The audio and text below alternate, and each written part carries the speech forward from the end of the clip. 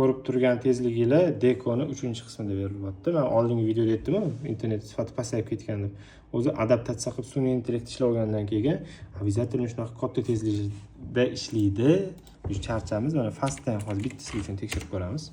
Qani fastda qanaqa tezlikni berar ekan. Hammasi bizda ochuvchi. 120, 150, 160 berishi aniq. Sababi mijozimizning o'zi 110 megabitlik tarifdalar. Speed test bo'lsa lokal tarmoq o'lchaydi. Fast asosan tashqaridagi tarif bo'yicha ishlaydi. Mana ko'rasizlar, oshib ham ketmayapti, kamayib ham ketmayapti. Ya'ni bu lokal tarmoq emas, naborot tashqaridan bo'layotgan signal o'lchaydi. Men hozir buni isboti bilan ham qo'yib bera olaman. Videoni oxirigacha ko'rib turing.